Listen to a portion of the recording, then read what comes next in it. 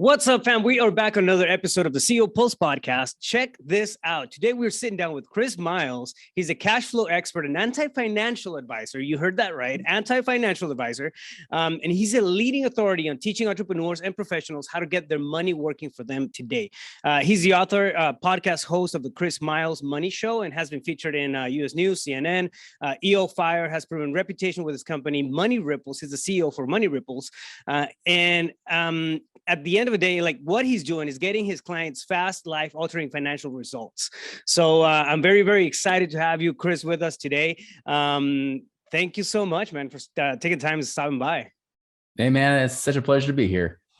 Yeah. So first off, one of the things that pops up, and I want to dive into your background, your story, and how you became an entrepreneur. First off, right?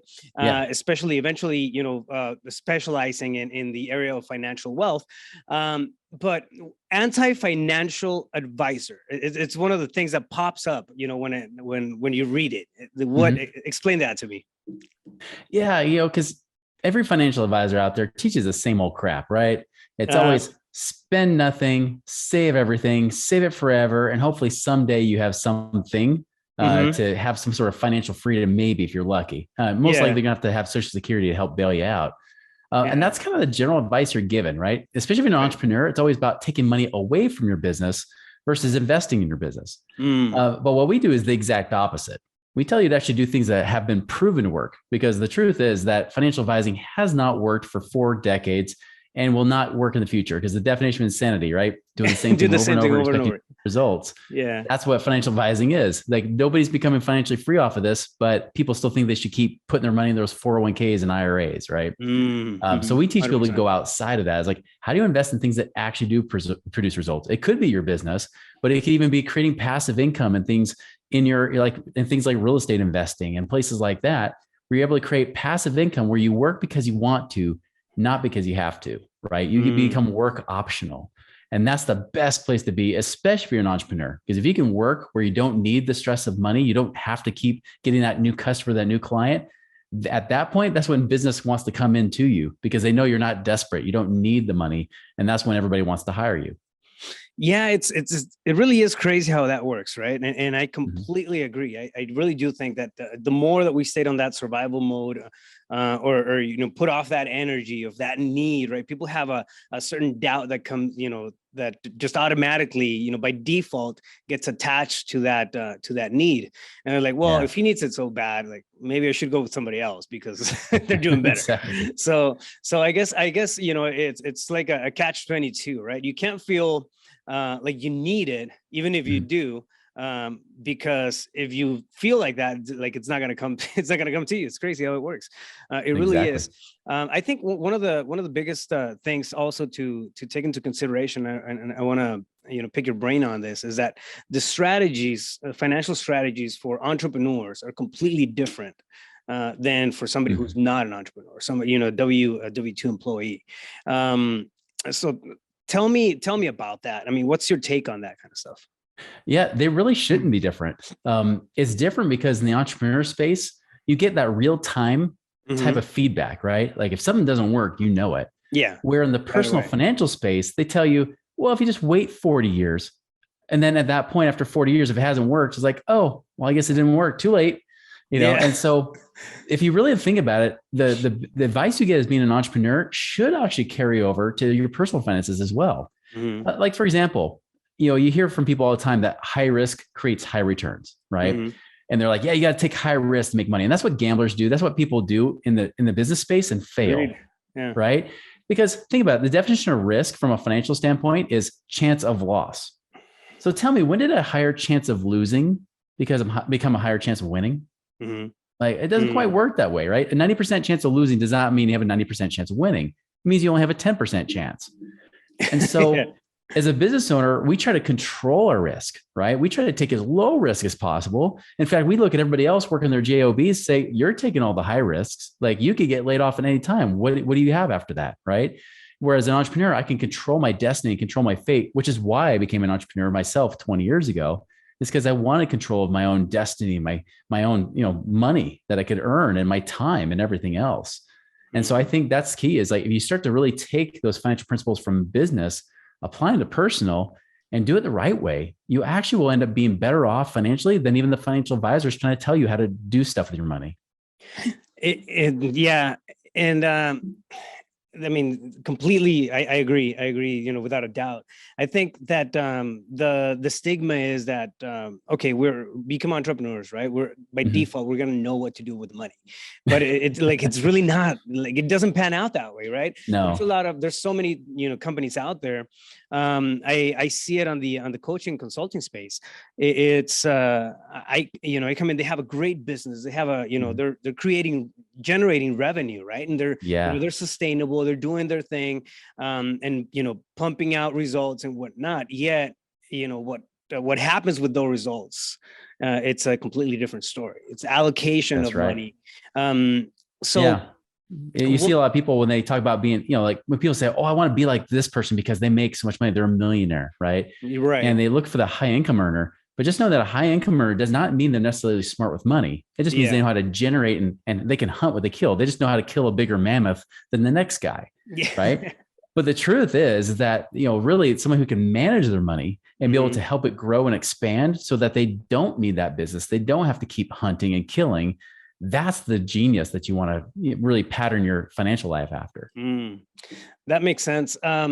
So what are some of the biggest, well, first off, I guess before I dive into that, tell me a little bit about how you got started into like in this space. What's your background? You know, in terms of were you always an entrepreneur? Did you have a different life before you just, you know, jumped into the entrepreneur space, or was it something that you innately came wired like out of the box with? It definitely was not innately wired. I sucked at business for the first few years, you know, like a lot of people do. You know, I was raised by parents. Well, my dad was the steady income, get good grades, go to school, be the first in our family, go to college, so you can actually make a good living, right? Right. While my mom, she was an entrepreneur, but she was an artist. She was trained by that same oil painter that trained Bob Ross, right? Oh, so really? Yeah, wow. So she was trained by the same guy as Bob Ross was, that paints the happy little trees and clouds and stuff, right? Let's do a happy little tree right here in the corner. Exactly. You know, so he had all the marketing behind it. Speaking of business, right? But yeah, like she did that, but she always had a belief that she'd be a starving artist, you know, and that kind of perpetuated. So both my parents came from a place of scarcity, which perpetuated to me when I went to college. Now, going to college, it didn't take long. I like to see that results work. I like to see evidence of things.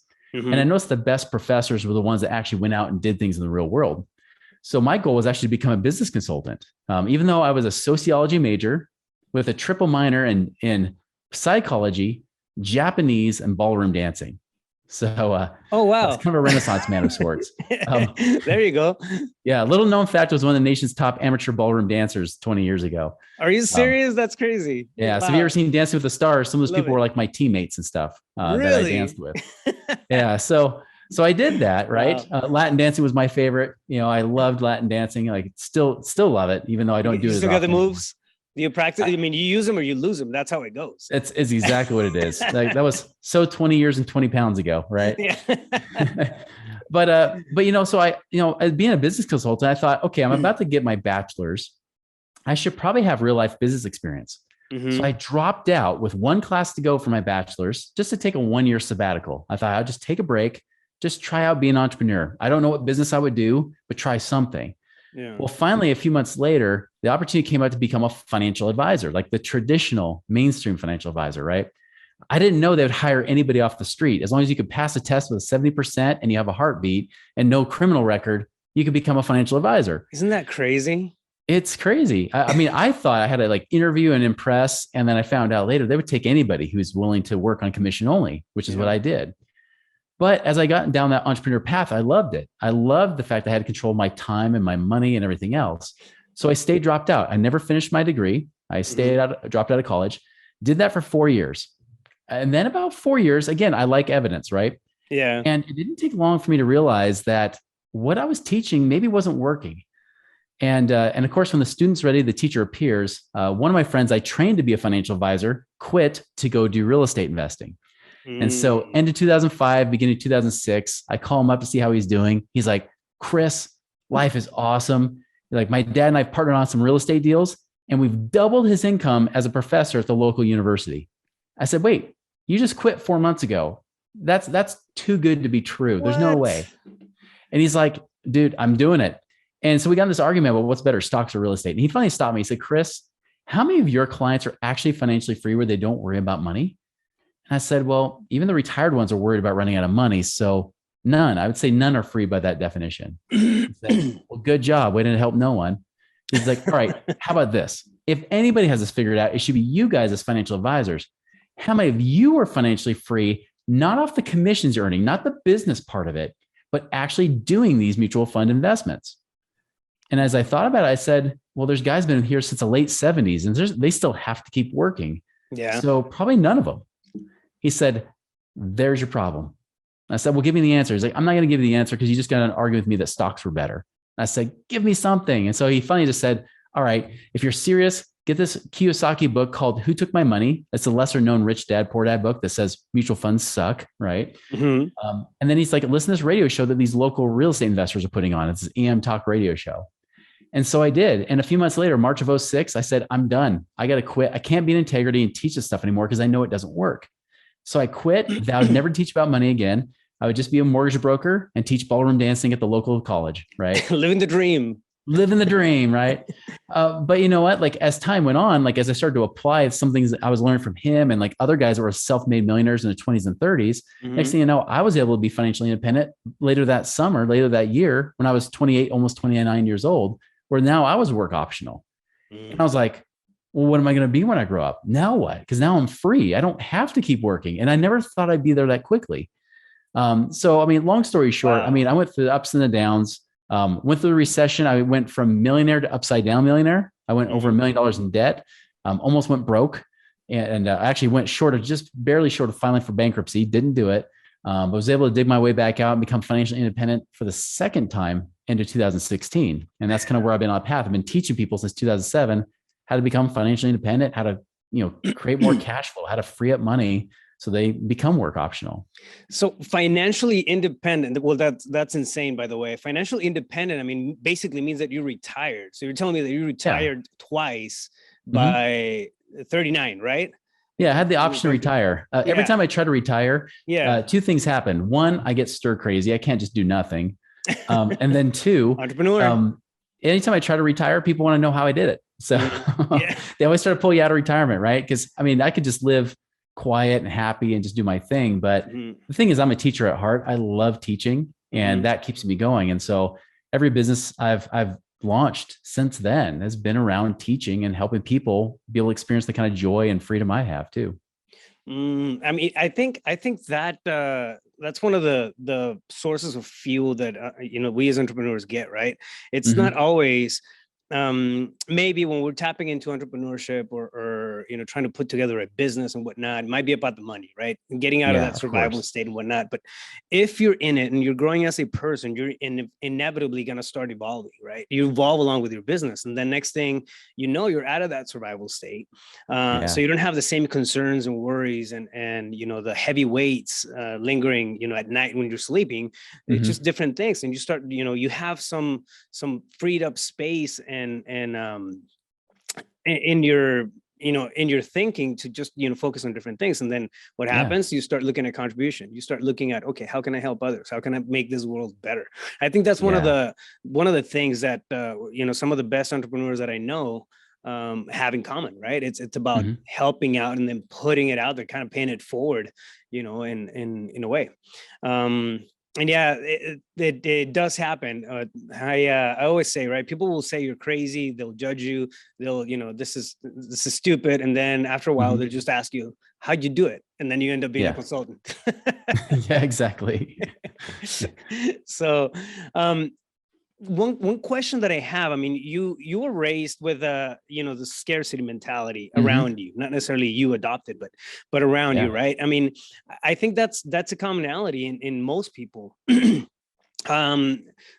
most people out there are not born into, the thick pockets of, full of cash, right? I come from a very similar background. We had that, limited mentality in a sense of, okay, how much can I earn? How much can, this is doable. $30,000 a year was one of the, teacher salary type of stuff, 32, 30, 35. I mean, you're doing okay, right? Growing up, that was the extent of the vision, financially. How did you manage, to get it to that bigger space? How did you just kind of, increase your financial thermostat per se? If done right, entrepreneurship can be the best personal development program ever, right? I mean, there's so many skills you have to develop that you just don't have to worry about when you're an employee. I mean, there's still good skills there, but I mean, like just trying to manage everything as a CEO, right? Like you're your own CFO, you're your own COO, you're your own CMO marketer, right? I mean, you're learning that you'll have to be a leader and everything else. I mean, there's so many things you learn being there. Here's what's interesting is that for me, the first 4 years being a financial advisor, money was kind of mysterious, which is ironic considering I was teaching people about money, but putting it away forever in the long haul, that was like the easy thing. Making money then was tough because up until that point, the best paying job I had paid me $11.69 an hour after working there for 5 years. That was it. So I was making like $1,300, $1,400 a month, but I'm trying to be a financial advisor, telling people how to, have hundreds of thousands of dollars, right? Or millions of dollars eventually. Yeah. And so I didn't quite get it as a financial advisor because, like, for example, the best guy in our office that I thought was amazing was making $300,000 a year. And that seemed incredible. Making $250,000 a year seemed like ultra rich 20 years ago. And even today, that would be like at least $500,000 or so a year. Right. But it's just, it wasn't as cool as I thought. Like, especially now being in that place where now I make well over $1 million a year. I'm like, that was nothing. Yeah. The biggest thing I think that helped me out of it was when I actually started to learn from those guys that were like real estate investors and entrepreneurs, the more abundant thinking guys, because those guys would always tell you just to hustle, work hard. Right. And there's this whole hustle mentality going on right now that makes me sick. Right. It's just like, you got to hustle, work 120 hours a week and all this kind of crap. Right. Oh yeah. But the truth is that it's not about working harder and it's not even about working smarter. It's about working right. And the way you work right is to understand the right principles. So one of the key principles I was taught was that dollars follow the value you create for other people. Really is, how do you use your gifts, your talents, your strengths, right? Your skills. How do you tie that with your passions that I call divine genius, right? How do you use that divine genius to serve people, solve problems, or add value in a way where money is just a natural byproduct? Yeah. Now understand, like with my thinking, because I was raised that rich people were jerks, right? They were screwing. They're all mean. Yeah. Like basically, like you have to exploit somebody or get lucky to be rich. Yeah. That's a scarcity mentality. That's not how economics work. Economics works like, how do I deliver value? The reason that Tesla is becoming big or Apple is because they delivered a lot of value to a lot of people. Whether you like them or not, they still offered things that, even if you hate them, you're probably using some of their stuff. Exactly. Some of their tech or whatever it might be. So you can't poo-poo all over it because they do a good job creating value for people. And when I started to realize it was about, how do I create a win for people? Not about how do I lose so that somebody else wins, which is what I try to do as a financial advisor. Like as an example, mortgage broker, I would cut back my fees, my origination fees, so that people would win. Right. Yeah. It happens to real estate agents all the time. It happens to real estate agents all the time. Oh yeah. People in real estate. Yeah. I own a brokerage and it happens so often. It's one of the things I keep telling my agents not to do. Every time you're cutting back on your commissions, you're cutting back on your own. It's not a win-win. It's a lose. No, that's a good example. Like I bought and sold a property this last year. Right. Yeah. And both people I used, they charged the full normal commission, right? The typical standard 6% origination. I was fine with that. The funny thing is when I finally, like in 2006, when I started being more of a mortgage broker, but I started to refer out all the paperwork to another guy, he insisted he gets paid the same wage, the same origination fee, right? Well, what's interesting is that I would split with him 50-50. I would teach people and then send it to him to do the work. I got paid more by them, paying the full price, right? Because Mm-hmm. even though I was split in half, I was usually cutting my commissions in half. And by the way, most of the time, people would actually not end up using me if I cut it down too low. They actually wondered if I wasn't giving them good value. Yeah. Or when I charged them the standard fee, they're actually like, "Oh, yeah, you were great." So they had better feedback for me, and they sent more referrals when I was actually charging full price versus trying to discount my services. Yeah. And it's about value add. I mean, one of the brokers we went with, we interviewed some of the best people around the state of Utah that we knew, that we said, "Hey, who's going to help us sell our house?" We went with a lady that charged origination, but rather than trying to discount it, what she did is she's like, "Hey, I'll help you stage it." She's like, "I already got my own staging company, my own staging, furniture and stuff.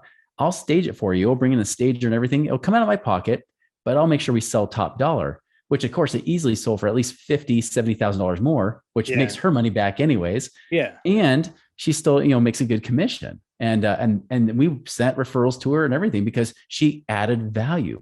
That's the real secret. If you want to make more money in business, don't stop asking, how do I make more money? That's like going to the grocery store saying, how do I get more receipts? Right? Yeah. You got to start asking, like, how do I create more value for more people? How do I serve and solve problems? And you do that. And that's really the secret of what got me out of the rat race the first time. What got me to be retired is because I started setting up systems that were focused around creating a win-win for people. And I was able to do it in a way that was more residual income versus just, actively having to work so hard for it. And it's not really rocket science, right? It's such a simple question, yet it's profound. And it's really one of the keys, I think, because I have the exact same mentality. I think that the level of our success or profitability as business owners, as entrepreneurs, as coaches, as whatever, really, I mean, it correlates directly to the value that we're putting out there. 100%. To the and it's a byproduct of the Mm-hmm. value that we're putting out there. So don't even look at the one thing that I do, especially with my team, is I'll look at their financial goals, the Mm-hmm. numbers that they want to hit on a regular basis. They want to hit X amount for every month. I'll look at their amount, make sure that they're hitting theirs, and I don't even look at mine because I know that mine's going to be taken care of when they hit theirs. Yeah. It's a byproduct. But if you treat it like a byproduct, it really, it takes that stress away. It takes that need factor away from it, I think. And I feel that, that it works. Now, what do you do? How do you get your money working for you as an entrepreneur? Give me the maybe the top 3 strategies that entrepreneurs out there can start to implement. Yeah. If you're just bootstrapping it, right, you're just getting started, you don't have a lot of capital, the best thing to do is just start. Again, coming back to how do I add value, right? What's the fastest way to the cash was what one of my marketing mentors taught me. What's the fastest way to the cash? What's the easiest thing I can launch or release? Whether it's you might have this grand image for this huge product or service you're going to offer. But the truth is, if you can start with something smaller and get it launched quickly to start generating some revenue and getting some profits in, then you can start to invest and upgrade later. It's just like a video game, right? You have to go through levels. You don't start off going to the highest level. You don't get the best weapons at the lowest levels, right? You start off working your way up and developing those skills so you can get rid of that big bad boss at the end, right? Yeah. Same thing in business. It's like start small, and just start working your way up. I use a mantra of dream big, but think small, right? It's like, great, have that big vision that where you're going, but then think small, like what's the quickest way, fastest way to that cash, and get your company to start earning some money. So then you can start developing and moving to that next level. I like that. Dream big and think small. And it, the minimum viable product, right? It's I mean, that's how I've heard it before. And I mean, I know I've forgotten about it. Thinking, getting caught up in big projects and just a big chunk, of activities to process. But if you focus on the minimum viable product, and the first time I think I heard was on the 4-hour work week. They were talking about creating a muse product.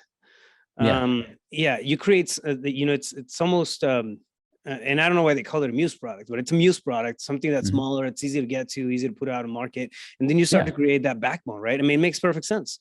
It totally does.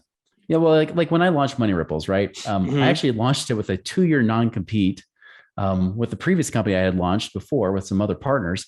So I had to start from fresh. I had no relationships, right? Or very few relationships, but nothing in place. and I had to start with just almost like from scratch. Mm. And so what I did is I actually invested probably a good $500 or so into taking out people to lunch, right? Or breakfast or wherever it might be. For example, that non-compete, we were really big in the dental and chiropractic spaces. Mm-hmm. And so with that, I said, hey, I won't step on your toes. I'm going to go to a market that I know you're not in, which was women entrepreneurs more locally here in Utah. And there's a pretty big entrepreneur market in the state of Utah. So right. I said, hey, great, let's do this. And so I started taking out some of those people I knew were centers of influence. Now, naturally, they had skepticism, right? They're like, okay, what does he want from me? But that was my focus. Again, coming back to that dollars full of value, I actually spent the whole time trying to ask about them. And even when they try to ask me about my business, I'd give them a short answer. I wouldn't avoid it, but I'd just say, yeah, but that's me. But let me go back to you. Like, I want to understand where you are. And I would listen about their personal life and their business life. And then I would try to listen to see like what they're really looking for. And I'd say, hey, you know what? I might have some information for you you can use, or, I know somebody that can help you. And so I would try to add value, try to find at least one way I could connect them or give them some sort of information or something that was helpful to help them in their business or their personal life. And by doing that, within a matter of months, even though it wasn't overnight, and by the way, the thing I launched that was easy was just my own personal time, my own coaching. So I did high ticket coaching first. I was a lower price point when I started, but I started at that. I just started coaching. And at the same time, I'm talking to these people. They start talking about me in these different circles. And pretty soon everybody's like talking about Chris Miles, even though there's people there were competitors in my space. There were other money people in that entrepreneur women's space. Still, I was one of the few guys in it. Yeah. and then secondly, because everybody was talking about me, people were like, yeah, I keep hearing your name. What's going on? What are you about? And then I started getting more speaking engagements and things like that eventually built my business to where I actually made 6 figures the first year. Right. Wow. Again, with a 2-year non-compete, in a brand new market. And so, yeah, if you're going to invest money, invest in places like, one, to help you just get started. And by the way, the website didn't come out for a few months. I still made money. And then 2 is, like I said, I like to invest money in people and getting to know people. And even now with Zoom, you don't even need that stuff anymore. You could talk to anybody around the country, around the world, and do that same kind of connection. Find ways to create value for people, be a connector or be a value creator in some way, shape, or form. And you'll get people's attention because it's different. It feels different. And people remember somebody who's honestly, sincerely trying to serve other people. Yeah, no, I love it. I love it. And it's right on the money, right? How can I help you? Or what can I do for you? I mean, it's, again, another, simple question to put out there, but really changes the perspective of every meeting, of every time you sit down with somebody for lunch.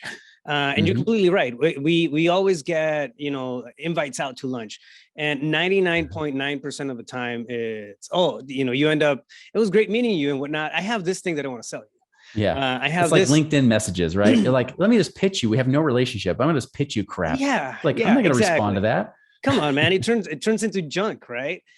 However, the times that I've had people reach out to me, like, for example, in social media, and they lead with value. And I've had people do that.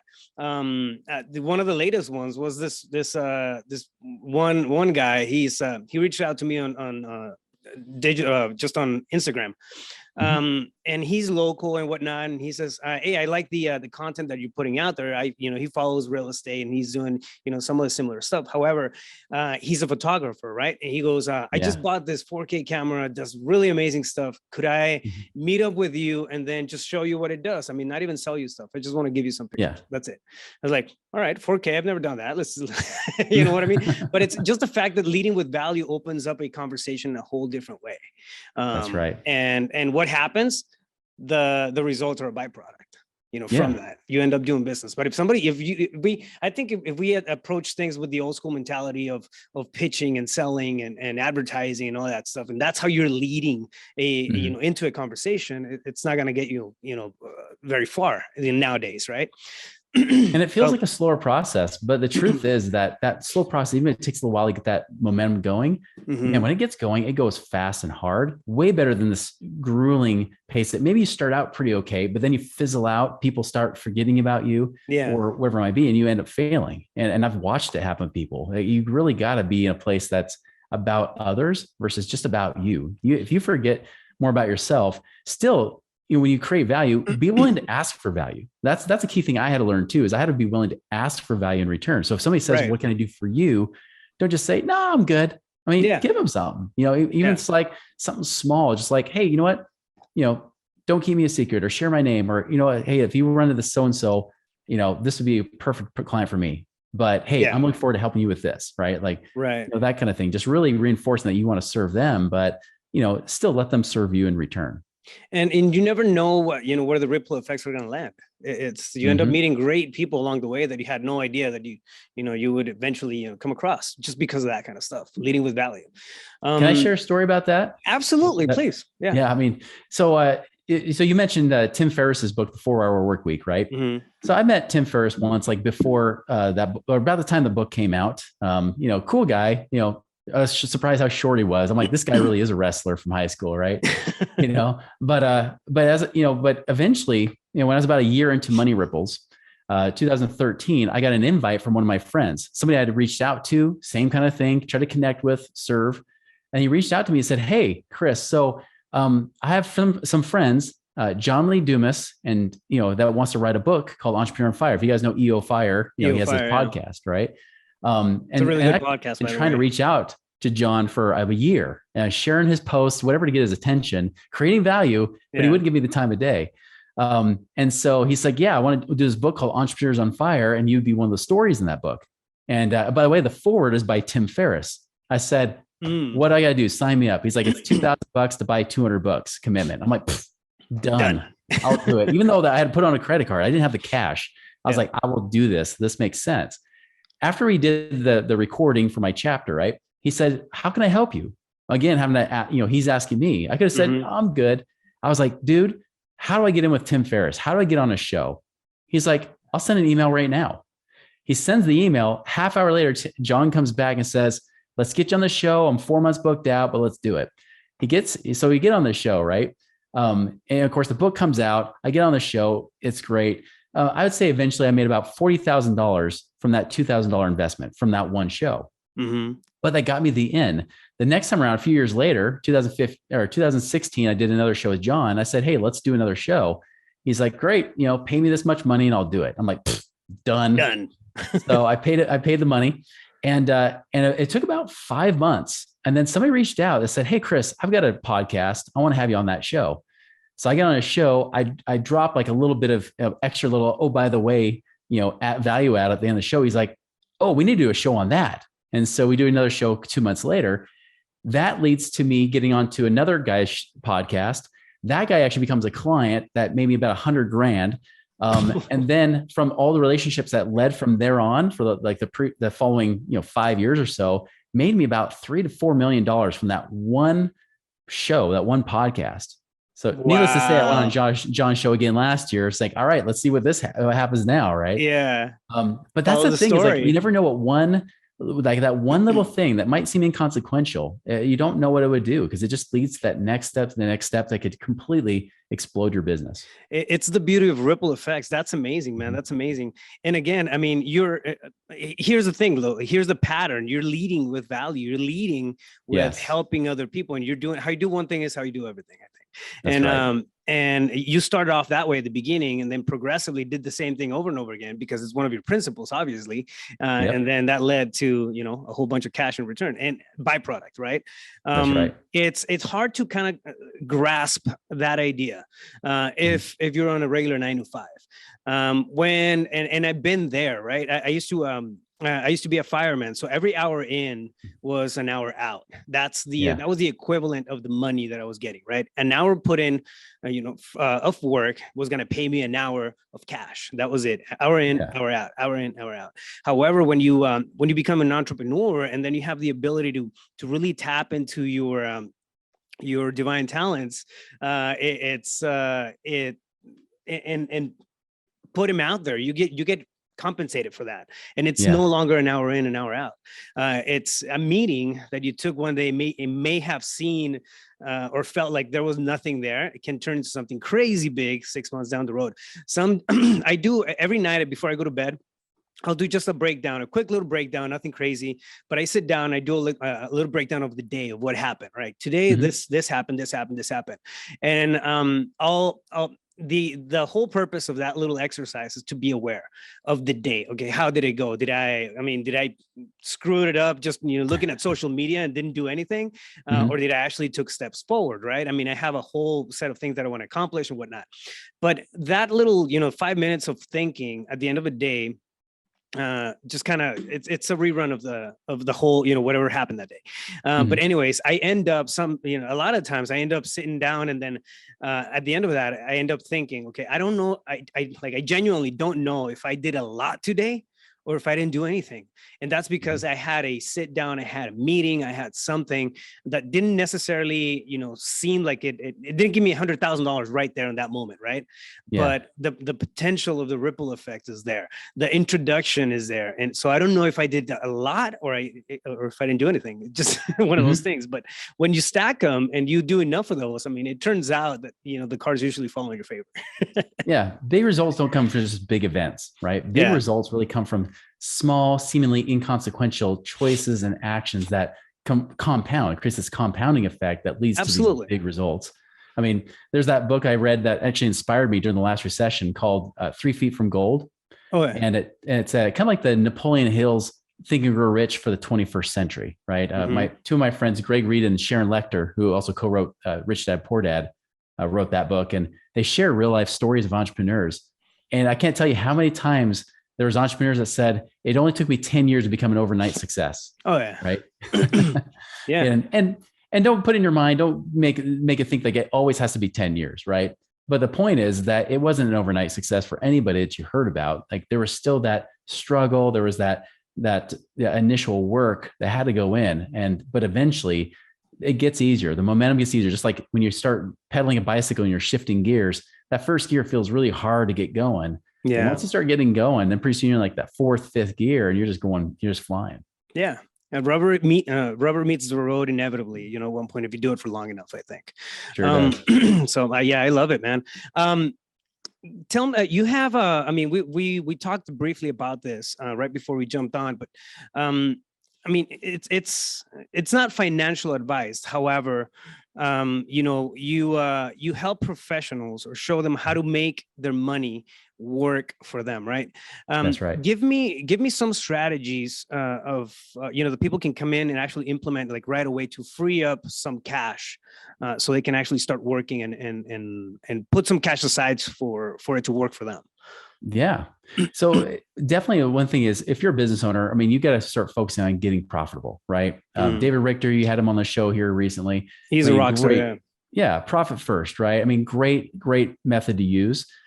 Definitely, as you get profitable, don't just reinvest every dollar you have back in your business. Even Mike Michalowicz, who wrote the book Profit First. The original book.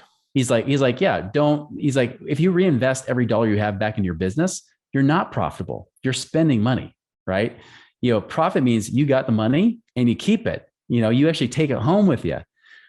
That's the key, is that when you start getting that extra money, you say, all right, I've got some more money. I don't have to keep reinvesting my business because it's not getting me the same ROI. What should I do? That's where we start looking at other options, right? Especially if you want to get to the point where you want to be free of the business more, right? So like, for example, I got this lady who, she was in her mid 50s. She's like, I just hired this business coach who we both had as a coach. She's like, I just hired them to blow up my business, to really expand it, but I really don't want to. I actually want to wind down my business. And so she had about $300,000. We took it, she bought some rentals, we put it in an investment that pay at least 10, 12% a year, but they're paying consistent income, right? Right. So that $300,000 became about $3,000 a month, which is exactly what she needed to retire to Bali. Wow. So it was only supposed to be a 1-year experiment. She's been in Bali now for the last 5 years, comes back to the States every once in a while to visit family or friends. But for the most part, she's just living the dream in Bali. She didn't have to blow up her business to do anything like that. She's like, I've got the cash.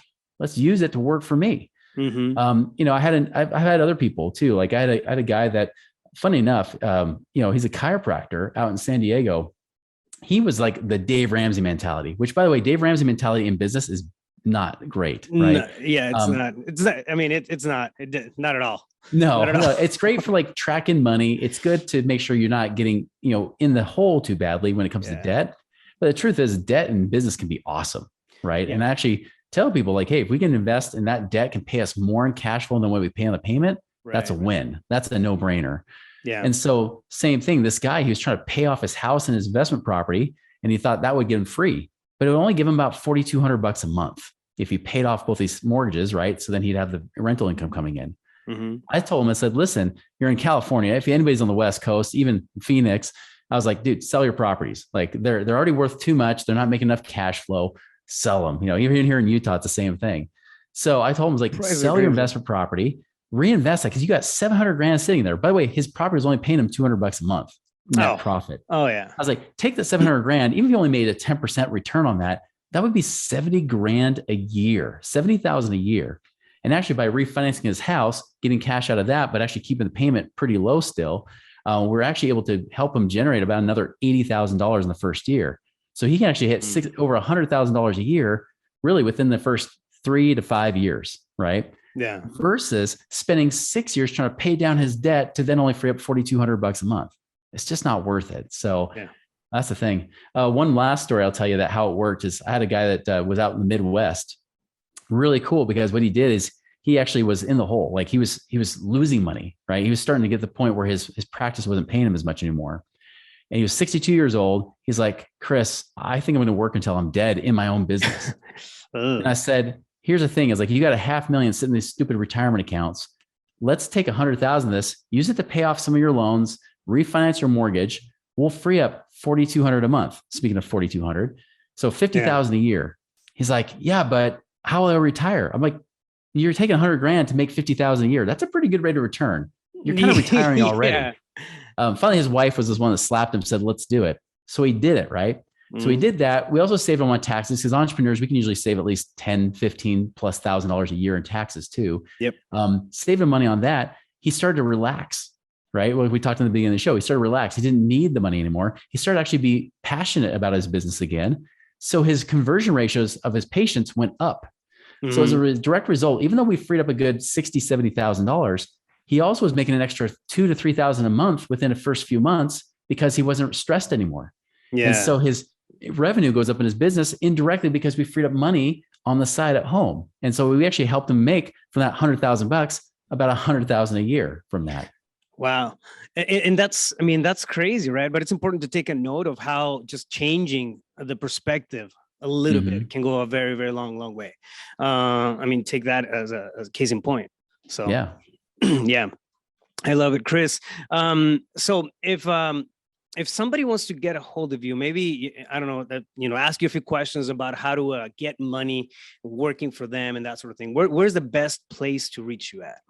Yeah, you can contact us or learn more about us in one of two ways. One, you can go to our website, moneyripples.com, where we got lots of things you can learn. There's, you can reach out to us, contact form there.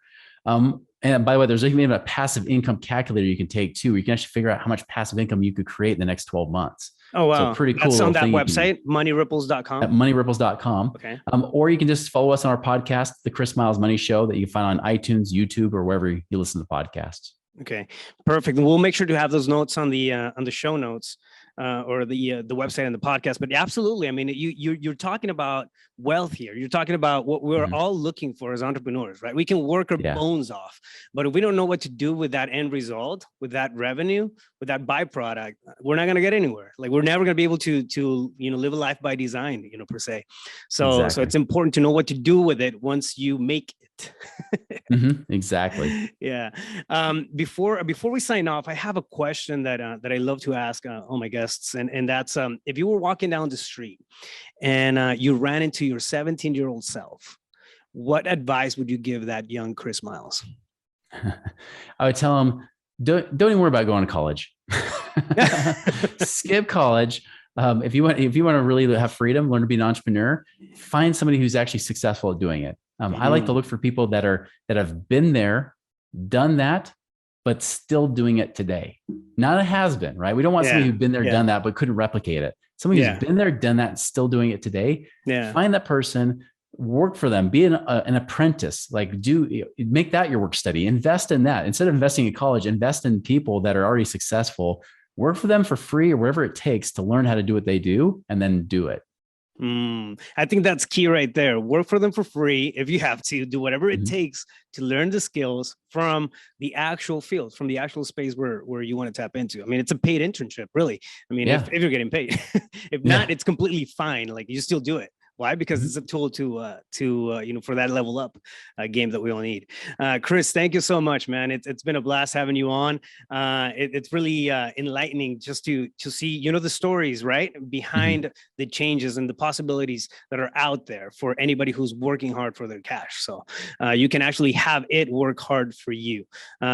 People, if you're listening, make sure you reach out to Chris at moneyripples.com and definitely catch his show, the Chris Miles Money Show, on iTunes podcast. So with that being said, I want to ask you guys out there that if you like the podcast, if you like what you're hearing on the CEO Pulse podcast, please share it and drop a comment. Let us know. Let's have a conversation and let's keep doing this thing and putting out value for the people out there. Chris, once again, thank you so much for having you, man. It's been a blast. Hey, thanks so much. Had so much fun. Thank you. Boom. It's a wrap.